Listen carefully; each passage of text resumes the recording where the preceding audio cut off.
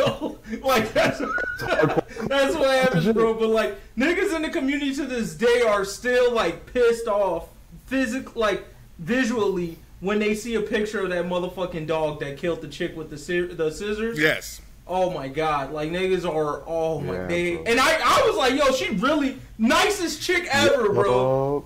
Nicest chick ever. Yeah. All she was doing was just riding because she had to ride. Right. That was it. Murdered by a fucking dog.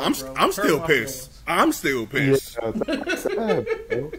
She was one of the real Shield, bro. Shield. I had to look up the name, bro, but Shield was a real one. I was like, I kid you not. I kid you not. When I saw that death, I was like, that shit fake, bro. She gonna be back a couple episodes. They gonna reveal that shit was fake. She gonna be back. Psych.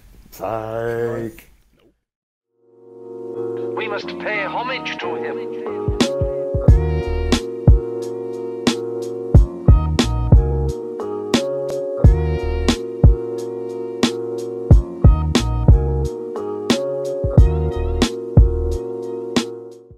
Let's go with what anime had you shook. All right. Time to get real. real. All right. You want to kick it off? Sure. So, we were curious. Well, we were interested with the idea of, thinking about the anime that we've watched, where it sent shivers down your spine, or it had you sitting there like, holy shit, that really just happened. Or, you're just freaking shocked, your eyeball was almost about to pop out of your head or whatever. And this is stuff that goes across, all of the anime that we've seen. So we just wanted to go off and list some of the, what the fuck moments that we've seen within anime. And I'll let you guys start off with one that y'all had. Cool. I'm gonna let you go first, Jugguh. I gotta mull over mine a little bit because you got some. I got quite a few. Well, the first one that came to mind is that I know we're all here, Goblin Slayer residents, but anyone who don't know Goblin Slayer, on F1, spoiler alert, you go into it thinking that it's like it's not an isekai, but you pretty much are looking at it, it's like a typical isekai where beginner group, you got like your main character as a priestess. She's like, I'm trying to become an adventurer. She gets a new squad. Like, okay, adventure starting is going to be great. They enter a dungeon. They're just here to kill some goblins. We're just going to be seeing the intro of like the power system of the world, how the world works, basic stuff like that. It's like, all right, here we go. Let's do it. It goes from 0 to 100 in literally a snap. And at first, you thinking like, all right, goblins are showing up. They got trapped, whatever. Maybe they're going to get saved. It's all good. Nah, dude. Like, this whole squad gets pretty much wiped out. And at first, the violence is like, oh, okay, it's a lot, a little bit darker than I thought, but it's whatever. But then they just crossed a whole nother line, which, man, them goblins went in on a female. Like I just wasn't ready for it. I don't think anyone was ready for it. We're talking about episode 1, and it went from just straight adventuring into a goblin dungeon to y'all gotta get scared of getting raped. It's like, whoa, what? I just didn't believe that I was actually watching this. And it was like, wow, this is a straight horror anime. And if y'all don't know about me, I'm not really about horror anime like that. And I was like, what the F are we really getting into? But then Buddy started showing up and it started getting a little bit lighter there. But it was just, like, that moment in itself was just, like, surreal. I was just, like, actually frozen. Like, this is really happening. So, like, that hit. Like, I'm not going to be able to forget that moment of me feeling that way. And I think the thing that made it even more of a what the fuck moment is just how realistic the emotions seemed within that. No, for real, that video. Dude. Because I'm just sitting there like, oh yeah, gee, this is messed up. I was like, I don't know if I can continue watching this if the whole show will be like this, right? And like afterwards, when Goblin Slayer showed up and like started like talking about what actually happened and like thinking about how real of a moment it is.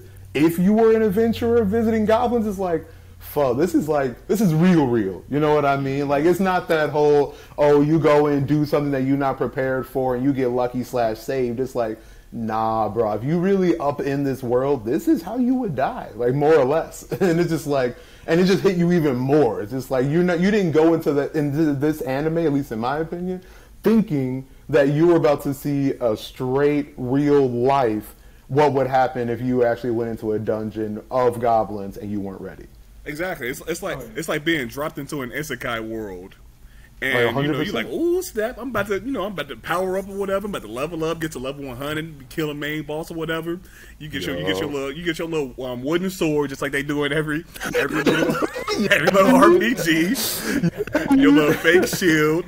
You go into this dungeon like, yeah, I'm finna do work. I already know. Yeah, if I die in this game, I die in real life. But it's just gonna be some, it's just gonna be some slimes. Ain't gonna be nothing. Ain't gonna be no problem. You go into this cave and you look around the corner and you see Shorty getting raped.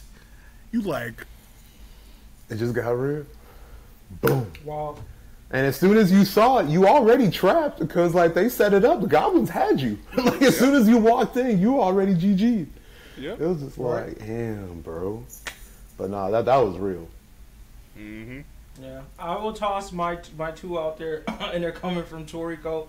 I will put it in chronological order. If you haven't watched Toriko, don't watch it, read it. I'll start there. The anime definitely waters down a lot of shit. True.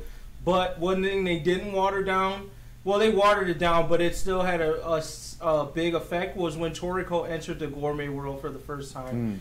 That thing, like, up until that point, you just saw Toriko, like, growing, overcoming some significant challenges, developing some new moves, but basically, showing us that he got the hands, right? And we were pretty confident in his hands having ability. So they were like, yo, gourmet world is this other world, man. You may not be ready for it. Niggas was warning them. Don't cross that threshold. There's some other beast. He like, nigga, I just got fork, knife, spoon. I got all these moves, bro. I know some shit. I'm going to go over there. Bad idea. Bad idea. His birth into the gourmet. First, he jumps. He jumps off this edge into the gourmet world. Typical Toriko fashion. I'm finna have fun. The moment he jumps, a fucking beast from like God knows where sees that shit. Shoot some breath at this nigga. Boom. Hits him. He's off. He just like, oh shit, I didn't expect that. Totally off. Lands in a random forest. Goes into this random forest. These strong ass animals come out of nowhere and start fighting each other. He's in the middle of it, just getting flung around, tossed somewhere else. He like, cool, the monsters is gone. Bet. Rain starts coming down. He like, oh, this is just some regular rain. No, that shit is not no regular rain. The gravity is like super heavy. His eyes start turning bloodshot red. This nigga was not ready, bro. He runs out of there like, oh, let me get out this water, into a fucking desert. He's dying in this motherfucking desert, bro. Like, almost immediately. It's like he went from rain full of water to a drought in like less than a second. Like, and he's dying from it almost instantaneously, bro. Finds a cactus, tries to open up that cactus attacks him, bro. It was letting him know that from the beast to the environments, everything is on that with you if you're not ready, bro.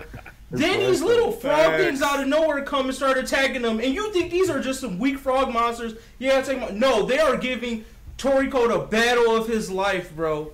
If it wasn't for Naki Master Jiro coming through, and to mind you, this is why it was another what the fuck moment for me, because I was like, I've never seen Naki Master Jiro's son. So I see this nigga that looks like Jiro with black hair come out. I'm like, yo, his son is just chilling in the gourmet world? No, it was Naki Master Jiro the whole time. I said, yo, that's when I knew Toriko was on some other shit. And I just was like, okay, bro, this is like some shit that I never experienced in anime before. So that, I gotta put respect on his name, hands down. Before I talk about the second one, I'll let y'all add y'all respect to it if you have some respect to it. No, that's not fair, bro. Like, we were just talking earlier, and I was like, fuck, it's been so long since I've been watching Toriko. And like you just describing that reminded me why we were all so hyped back in the day for Toriko. Because Toriko was just on that real-ish. Like, you just had slow... Like, well, I'm not gonna say slow, but you had reasonable progression, and then just straight up into just stupid OPness. Like, just across the board, just everybody broken. The effing nature broken. Like, just everything was just effing crazy and just kept you hyped. But nah. It was literally like a bouncer to the club, bro. Like, it was literally like Toriko, you're not ready to get in, bro. Just in one episode. Yeah, it was literally like grinding from level 1 to level 20, and then you're like, yeah, I'm about to go over here to this next world real quick. Level 50. That shit level 50 up. Right. That's what I'm saying. Like, it's that Final Fantasy thing for like the old school Final Fantasy players. Like, there's parts in Final Fantasy where you're power level and you're going crazy. But then you go into one area that's like a special area that they're like, you're pretty much not even supposed to tackle this to the end of the game. You touch that, you're just like, oh, let me just see where I'm at. And then all your party, like, one monster comes up, starts, boom, slashes one of your party members, niggas KO'd instantly. Hits the next one, and it's just you left, and you're running for your life. That is what Toriko experienced when he entered the Gourmet world for the first time, bro. Yep. And I was just like, yo, that's amazing. Yeah. But yeah, the second thing I would toss out there was the Acacia reveal in Toriko. The whole time in the Toriko series, Acacia is always spoken to and revered to as a god and like the pinnacle of goodness. Like, no one ever talks bad about this nigga at all. Mm-hmm. He helped so many people. He brought so much peace to the world. And then you come to find out this nigga is a grimy villain. And at first I'm like, okay, maybe he's being controlled by this thing. They were like, no, he planned this shit from the start. It's like, yo, wow. What? That was crazy. That reveal, and then it was like, yo, you did that, and then he trained the 3 strongest niggas in the series, and they just had to eat that. And they couldn't beat them either. It wasn't like they could just go run up on their master. It was like, no, yeah, I fucked all 3 of your lives up on purpose. And yeah, you run the fade with me if you want. And then, that nigga tried to eat his own kid. Yo. You heard me correct. That nigga tried to eat. E-A-T, yomp, his own kid. Yomp. This is the same person that we thought was Swole Gandhi out here. Right. On dirt. Right?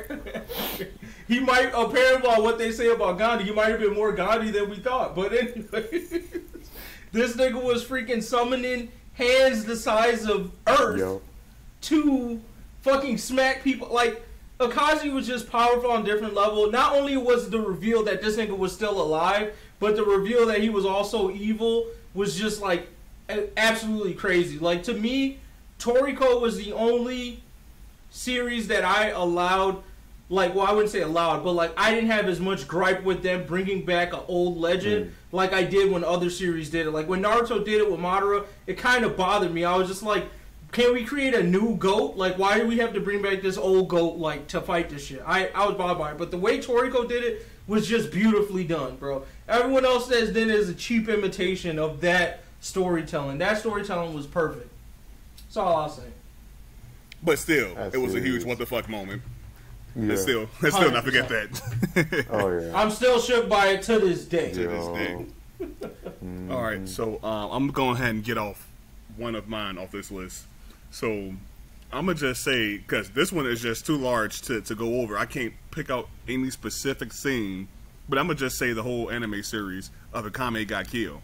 Because literally, I have never, up to that point of watching that, I had never seen any anime where nobody was safe. Nobody. True. So when true. Literally. That's true. Literally every time I saw one of the main people, the people that I thought were the main characters for the show, getting heads chopped off, I was like, how? I thought this was anime. Bro, I thought this was anime. What is this? This ain't no shonen. They're not coming back. Even characters that you think, oh yeah, they safe. You know, they ain't that important in the show. They just a regular side character. They just did it. Still get got too. They just did it help out a little bit or whatever. Soon as they by themselves, head on the freaking spike. I'm like, whoa, her too? Yeah, crazy. That's a big one. I was like, man, woman, they don't care who. Mad sad. Babies. They don't care. I think they were killing babies in the beginning of the show. They didn't care. They didn't care. You not lying. Bro. You're not lying. Like it really like it unnerved you because it like set that tone like in the beginning. Yeah. And like what I liked about it also was like they were also like, yeah, we're trying to free the world, but like we're not the good guys either, nigga. We're fully aware that murdering niggas is wrong, and we're murdering niggas. So like that's what happens, bro. But like niggas in the community to this day are still like pissed off, visually. When they see a picture of that motherfucking dog that killed the chick with the scissors. Yes. Oh my god. Like niggas are and I was like, yo, she really nicest chick ever, bro. Nicest chick ever. Yeah. All she was doing was just riding because she had to ride. Right. That was it. Murdered by a fucking dog. I'm still pissed. I'm still pissed. Yeah, that's sad, bro. She was one of the real Shield, bro. Shield. I had to look up the name, bro, but she was a real one. I was like, I kid you not. I kid you not. When I saw that death, I was like, that shit fake, bro. She gonna be back a couple episodes. They gonna reveal that shit was fake. She gonna be back. Psych. Nope. But that was legitimately crazy. From day one, nobody was safe. Oof. No, Akame got killed, got real. One I gotta say, which is like low-key super obvious, but I want everyone for a hot second to just be with me for a moment and really think back to the very first time you saw Sho Tucker turn his daughter with his dog. The first time you saw that, bro, that hit. Like that, I mean, it was supposed to be like such a chill, low-key, like almost I mean, like, for lack of a better phrase, rom-com-esque, like, mindset, like, with the girl. They're just studying. She's, like, the friendly, like, character, like, in the series at that time. And then, like, a few scenes later, you just, like, they come back, and then you just see that. And then, like, to actually, like, hear it talk, and, like, in the tone of voice, it's just like, wow. Buddy really did just do that to his only daughter. And then figuring out that, like, she can't, like, come back. Like, it's just like, that's it. And, like, they can't even come back. And then, like, later her getting bodied, it was like, fuck, bro. And I think it was probably more of a shocker because he seemed like a really good guy. Right? He gave off a hell of facade. That, I'm just trying to make sure my kid and my dog can eat. So I'm okay working. I'm grinding away. Psych, bro. So for me, I actually didn't see that scene while watching the series. I actually knew of it beforehand. I think just through social media because I watched Full Metal Alchemist way too late or whatever. So I think just randomly watching different like anime videos on Facebook and YouTube and stuff like that, I happened to have seen that scene and saw people talking about it already. So it didn't hit me unexpectedly. Like I'm pretty sure it did for you guys. Yeah. Nah, but I feel you. It was still grimy what that nigga did. Yeah, period. That was cold blood, bro. Yeah. Like, god damn. Like, how can you do that to a daughter? I mean, it's just, I don't know. Like, I mean, I still feel kind of way about that. It's like, god damn, bro. Mm-hmm. Yeah, no, I feel you on that one. Promised Neverland. Episode 1. That's all I can say. Oh. When you first see the... I feel you. I mean, it's what set the stage to like, this is going to be something different for sure.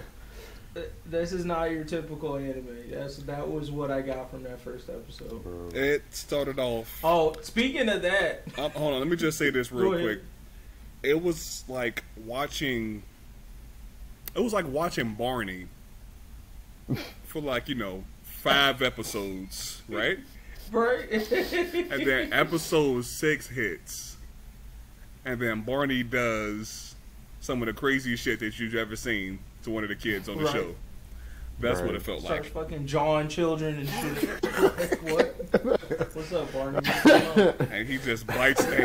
Barney is singing or whatever, and then he just bites one of the kids' heads off. That's what. That's what it felt like. That would F me up. 100%. I feel you on that one. 100%. I'm gonna toss out. Now that I was thinking about it, and it is very recent, but definitely a moment that turned that time I got reincarnated as a slime from like a casual watch to a like what the fuck is going on. The murder of Fall move, bro. That whole army getting destroyed to me was like absolutely shocking because to me up until that point, Rimuru as a slime is seen as pretty much just like a peacemaker. Like I can fight if I have to. Action is involved. Niggas die sometimes, but it's not.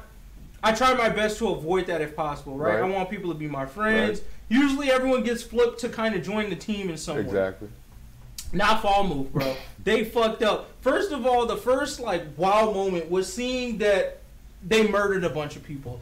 That first part was like, wow, Rimaru's community got touched. Yeah. And those people died. Yeah. And honestly, under our impression, the death was supposed to be permanent. So we saw Gobuta's best friend laid out, and we saw Shuna, who to me is one of my favorite characters just off the cooking jokes alone. Oh, Shion.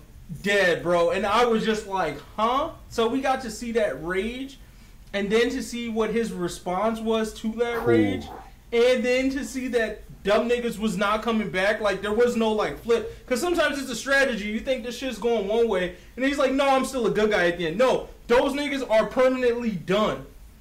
The fact that, and that's more evidence by the, like, I started watching part 2 of season 2 now, so I just saw in the last episode how easily, how barely of an inconvenience it was to cover up the murder of Fall, which I thought was absolutely insane. Like, these niggas was like, yeah, it's not a big deal to cover up that you killed like 50,000 soldiers, bro. You just gotta say this, this, and this. Like, oh, we fought them, they lost. You're like, no, nigga, he single-handedly murdered 50,000 people. Like, and they were like, yeah, people start talking shit about it. You know, we could just, you know, say whatever. Nobody was there. You know, you killed everybody that was there, so nobody can speak to the. I say, yo, the way they're covering this up, they're like putting a little happy music behind, but it's sick what they're doing. Like, it's actually sick. But to me, that whole play out there was just levels of what the fuck. From his community getting killed to him responding to how they covered it up at the end. All three of those moments were like, huh? What? And then just like, yo, y'all niggas are I'm not fucking with Rimaru's group at all, bro. I'm joining and just keeping my mouth. They just covered that shit up like it was nothing. And like when he told it to like his other allies who were not involved in the situation at all, they just like were like, oh. Bet. I was like, huh? We do this on the daily. It's all good. Yeah, like what? But I mean, just to touch on that, like homie cleared him out clean, bro. Like I still like now that you mention it, that I mean it shook me in like in a cool that was dope as fuck, but also holy crap moment because it was just so like it wasn't like the scene itself of him bodying people. You can't really understand the level of rage simply because of how clean it effing was. I mean, it was in a sense it was all one shot headshots.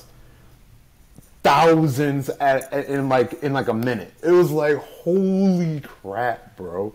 They was looking at little water balls, and that little water ball just that was the last thing all those people saw. A little water ball. Phew, and that's right nuts. And like 50,000 people around like the same. I mean, like he knocked them out. He did all of that within like what, like a couple minutes, right? It was like not a long time in the slightest, and it was just like. Bro, like we've seen people like, you know, body armies, see all like the actual intricacies that took place. No, just clean. It was just straight, oh, let me do that. And the artistry of it all was to do it on the closing of the episode. They did it on the closing while the exit music was playing. Right. So it was like the series is over. You can skip this shit if you want. Boom, bro. Murdered all those niggas, bro. Crazy. And clean. Absolutely crazy. It's nuts. Like Rimuru game way too OP. Side note, but we have to do. I feel like we got to do an Overlord versus that reincarnated as a slime like battle low key alone. Oh yeah, part 2. Yeah. For sure. Because now it's like holy shit. Like now we know what them kids were talking about as far as like the manga readers go. So it's like now I hear you. I hear you. Yeah, this nigga got gods on his side and shit. Right.